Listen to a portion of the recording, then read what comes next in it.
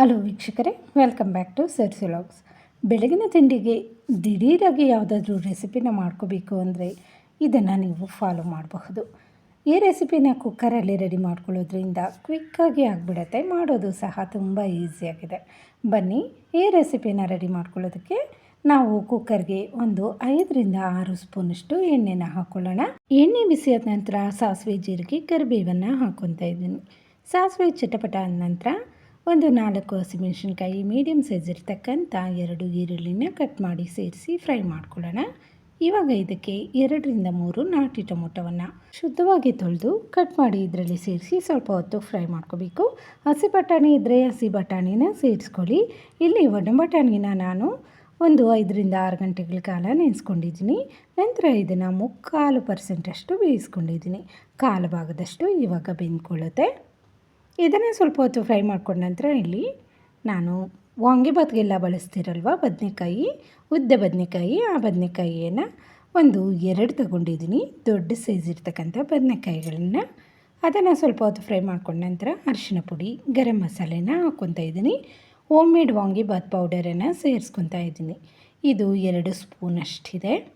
ಜೊತೆಗೆ ಇಲ್ಲಿ ನಾನು ಉಪ್ಪನ್ನು ಸೇರಿಸ್ಕೊತಾ ಇದ್ದೀನಿ.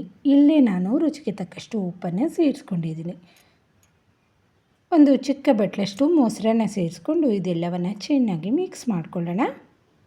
ಒಂದು 15 ನಿಮಿಷಗಳಿಗಿಂತ ಮುಂಚೆ ಅಕ್ಕಿನ ನೀಟಾಗಿ ತೊಳೆದು ನೆನೆಸಿಟ್ಕೊಂಡಿದ್ದೀನಿ.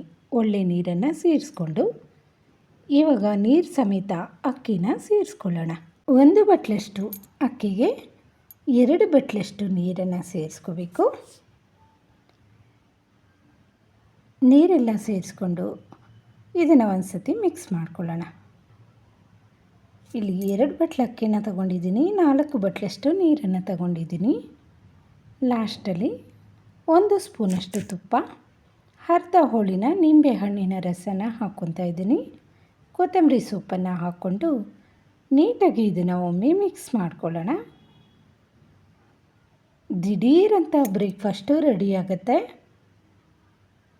ಇವಾಗ ಮುಚ್ಚಳ ಮುಚ್ಚಿ 1ರಿಂದ 2 ವಿಸಿಲ್ ಬರೆಸ್ಕೊಂಡ್ರೆ ಬ್ರೇಕ್ಫಾಸ್ಟ್ ರೆಸಿಪಿ ರೆಡಿ ಆಗುತ್ತೆ. ವಾಂಗಿಬಾತನ್ನು ನಾವು ಗೊಜ್ಜು ಮಾಡಿ ಎಲ್ಲ ಕಲಿಸ್ಕೊತಾ ಇರ್ತೀವಿ. ಈ ರೀತಿ ಒಮ್ಮೆ ಟ್ರೈ ಮಾಡಿ, ತುಂಬ ಚೆನ್ನಾಗಿ ಬರುತ್ತೆ.